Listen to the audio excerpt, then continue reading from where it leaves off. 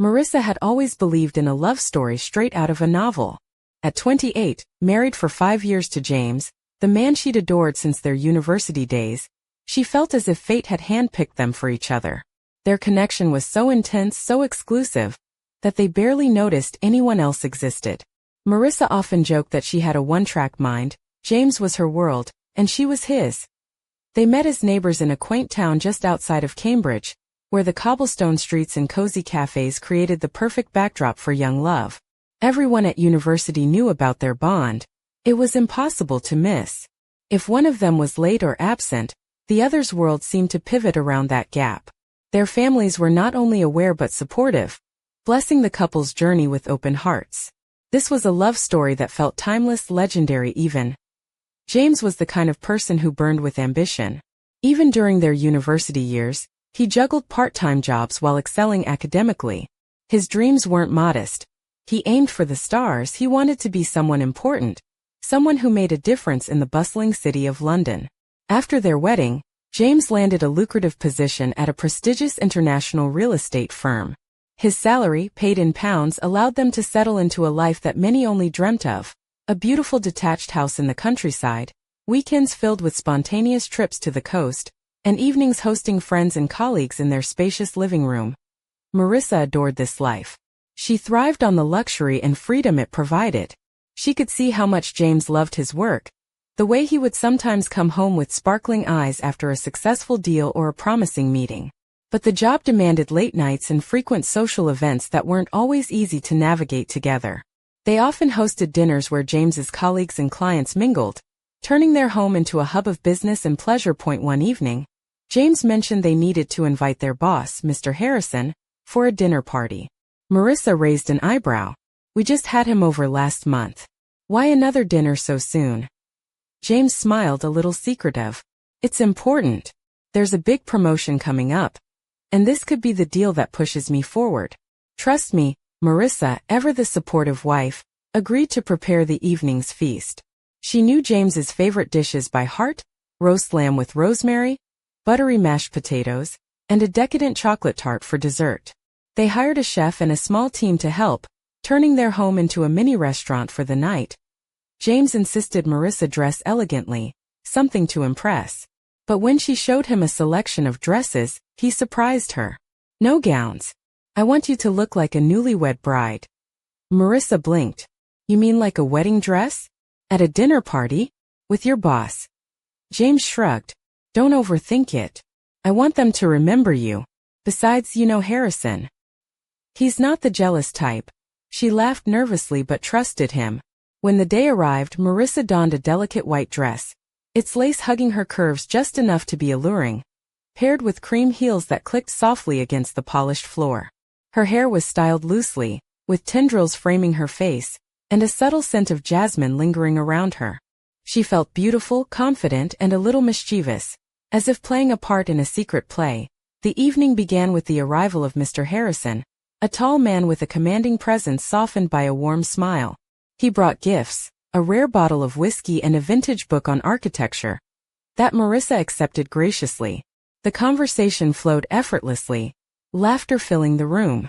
Harrison's attention occasionally flicked to Marissa, his eyes twinkling with something James hadn't mentioned at one point. Harrison complimented Marissa. "You look like the moonlight itself decided to grace this room tonight." Marissa blushed, replying with a smile, "Well, I've always been a bit of a romantic." James chuckled from across the table. "She's been a bride every day since we met." The night deepened into an intimate blend of business banter and personal stories. When the meal finished, Harrison lingered, savoring the fruits and cheeses while James and Marissa shared quiet glances, their connection palpable. Suddenly, James excused himself to grab something from the car. Left alone, Harrison leaned closer to Marissa and whispered, "You truly are radiant tonight." Marissa laughed softly, feeling a strange thrill. "I guess being the boss's wife has its perks." Just then James returned, his smile broader than before. The three spent hours lost in a revelry that blurred the lines between friendship and something more electric. When finally the early dawn crept in, Harrison took his leave, returning home to his wife, while Marissa and James remained, wrapped in the warmth of their complicated, beautiful life. Later, in the quiet aftermath, Marissa asked James, "Why did you hide all this from me? The invitations, the secrets? James looked at her, serious now. I wanted to see if you would be okay with this. If you could handle the unusual demands. It's not just about work. It's about us, our future. Marissa nodded. I love you. I'll do whatever it takes. But promise me no more secrets. James promised, and for a while their world spun on this fragile trust. But then something changed. Marissa began to notice the subtle shifts, the extra gifts from Harrison, the whispered phone calls, the lingering glances. And one night, a test she hadn't expected. She found herself pregnant. But with uncertainty clouding the joy, she faced a haunting question. Who was the father? The secret hung between them like a shadow. James was torn between ambition and loyalty. Marissa torn between love and faith, and so their fairy tale began to unravel, leaving them standing at a crossroads where every choice carried a price. But the biggest question remained unanswered. What would they sacrifice to keep their dream alive? The answer rested just beyond the horizon, waiting to be discovered. The morning light filtered softly through the cream curtains of their bedroom in the peaceful town of Ely, casting a warm glow over Marissa's face. She lay still, her fingers gently tracing the delicate fabric of the pale silk nightgown she wore, the kind that whispered rather than shouted, hinting at the graceful curves beneath without revealing too much. The lace trim kissed her collarbones, and the thin straps rested lightly on her shoulders, lending an understated sensuality to her morning silhouette. Across the room, James stirred, his broad frame stretching beneath crisp white sheets. His dark hair was tousled from sleep, and the faint stubble on his jaw gave him a rugged charm Marissa had always adored. They had been together for years, yet the way he looked at her still sent a flutter through her chest, as if each morning was a fresh beginning. But today, the usual calm was absent. The weight of the secret she carried sat heavily on her mind as James stepped into the adjoining bathroom. Marissa sat up, pulling the soft duvet around her. She reached for her phone, her fingers hovering over the screen, debating whether to call her mother in Brighton. She hesitated, knowing this was a problem she had to face with James first. When James returned, the scent of his aftershave, woodsy with a hint of bergamot, filled the room. His navy blue silk dressing gown trailed behind him as he approached, eyes searching hers. Morning, he said quietly. Morning, she replied, voice barely above a whisper. He sat beside her, taking her hand in his large palm. You look tired. That's because I am, she admitted. James, I'm pregnant. His eyes widened, a mixture of surprise and something unreadable flickering across his face. That's wonderful news. Marissa swallowed hard. There's something you need to know. I don't know if the baby is yours. The silence that followed was thick enough to cut with a knife. James looked away, running a hand through his hair. I suspected something like this might happen, but I wanted to believe it wouldn't. Her heart broke at his words. I love you. I haven't stopped loving you. But this, it's complicated. James's gaze returned to her, softer this time. We'll get through this. Together. Marissa nodded, though uncertainty gnawed at her. How could she trust that promise when the foundation beneath them felt shaky? Later that day, as James left for a meeting in London, Marissa found herself wandering through their garden, the late spring blooms perfuming the air. The roses, carefully tended by James himself, were bursting with color. She touched a crimson petal, its velvety softness reminding her of the moments when life was simple and pure. Her phone buzzed. A message from Claire, James's assistant and one of the few people she trusted. Are you all right? Heard about the dinner.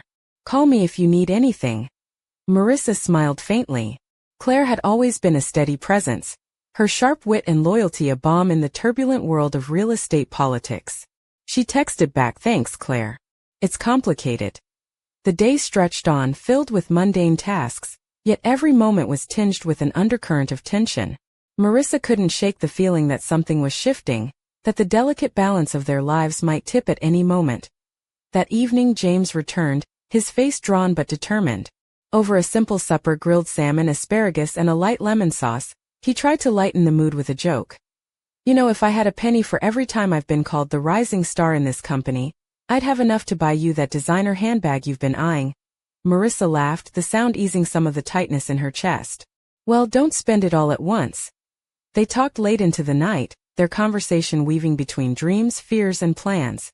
But beneath the surface, both were aware of the unspoken truths that lingered like ghosts. As James prepared for bed, Marissa watched him, the man she had loved for so long, wondering if their love was strong enough to survive the coming storm. Just as she was about to turn off the light, her phone buzzed again. A message from an unknown number appeared. Not everything is as it seems. Trust no one. Marissa's breath caught. Her fingers trembled as she stared at the screen, the room suddenly feeling colder. The mystery had just begun. The next morning dawned gray and drizzly over Ely, the soft patter of rain against the windowpane mirroring the turmoil inside Marissa's heart. She sat at the kitchen table, nursing a steaming cup of Earl Grey, the delicate china warming her palms but doing little to ease the chill creeping through her thoughts. Her cream blouse, slightly sheer in the morning light, clung to her slender frame. The gentle curves of her figure hinted at beneath the fabric. A thin gold necklace rested lightly against her collarbone, catching the light with every subtle movement, a small reminder of the life and love she hoped to preserve. James had left early for the office, leaving behind a note on the counter. Meeting ran late, dinner at 8? Love you. The casualness of the message grated against the heavy weight of the secret she bore and the cryptic text that haunted her phone. Marissa's fingers hovered over the screen again, debating whether to respond to the anonymous warning. Who could it be? A disgruntled colleague? Someone trying to sabotage James? Or something more personal? Her thoughts were interrupted by a sharp ring. Claire calling Marissa. Are you sitting down? Listen, something's come up at the office. I think you need to hear this. Marissa's heart pounded as she grabbed her coat and umbrella, stepping out into the damp morning air. The streets of Ely were quiet, the cobbled paths slick with rain, the scent of wet earth and blooming lilacs filling the air. She made her way to the small cafe where Claire had suggested meeting, a cozy spot with red leather booths and walls lined with black and white photos of London in the 1920s. Claire was already there, a steaming latte in hand, her sharp blue eyes scanning Marissa the moment she walked in. Her tailored navy blazer and crisp white shirt made her look every bit the professional, but there was an urgency in her expression that Marissa hadn't seen before. Sit down, Claire urged. I'll get straight to the point. There's been talk around the office, whispers about a leak, something that could bring the whole company down. And James, he's right in the middle of it. Marissa's breath caught. What kind of leak? Claire lowered her voice. Confidential documents, insider deals, stuff that could ruin reputations and careers. And there's a name that keeps coming up. Harrison. Marissa's mind raced back to that dinner. The way Harrison had looked at her, the secretive atmosphere, the gifts. But James said Harrison was just a friend. Claire shook her head. That's the thing. No one really knows who's playing what game. And if James is involved, even unknowingly, it could be catastrophic for him. Marissa sipped her latte, trying to steady her nerves. I don't know what to think anymore. I'm pregnant, Claire. And I don't even know who the father is. Claire reached across the table, squeezing Marissa's hand. Whatever happens, you're not alone. We'll figure this out together. Outside, the rain intensified, drumming a relentless rhythm against the cafe windows. Marissa glanced down at her phone. Another message flashed on the screen. Secrets have a way of unraveling. Watch your back. She looked up at Claire, determination hardening her features.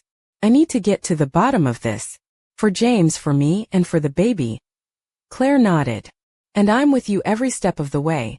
The two women left the cafe together, stepping into the misty morning, unaware that unseen eyes were watching, waiting for the next move in a game far more dangerous than they could imagine. As Marissa's coat billowed behind her, a shadow detached itself from the alleyway across the street.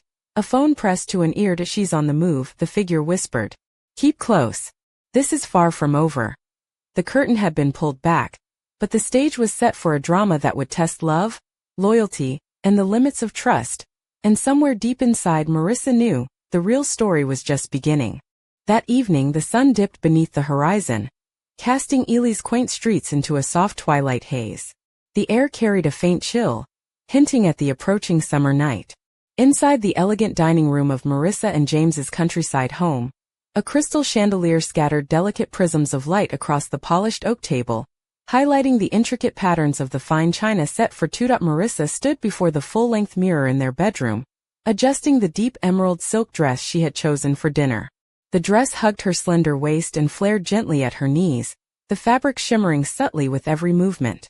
Its plunging neckline revealed just enough to be alluring. while the three-quarter lace sleeves added a touch of timeless elegance. Her dark chestnut hair cascaded in soft waves over one shoulder, and the delicate silver earrings she wore caught the light with every tilt of her head. A faint scent of vanilla and sandalwood lingered around her, a subtle invitation as she slipped into a pair of black suede heels. Marissa caught her reflection and smiled, a mixture of confidence and vulnerability. Tonight was crucial. She needed to confront James to unravel the tangled web of secrets that threatened to undo them. Downstairs, James was waiting, dressed in a tailored navy suit that accentuated his broad shoulders, the crisp white shirt beneath open at the collar to reveal a hint of his strong neck. His dark eyes, usually so steady, flickered with a hint of tension as he awaited her arrival. When Marissa entered, James stood, offering a polite smile that didn't quite reach his eyes.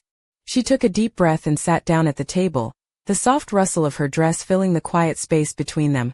"James," she began, voice steady yet soft, "we need to talk about everything.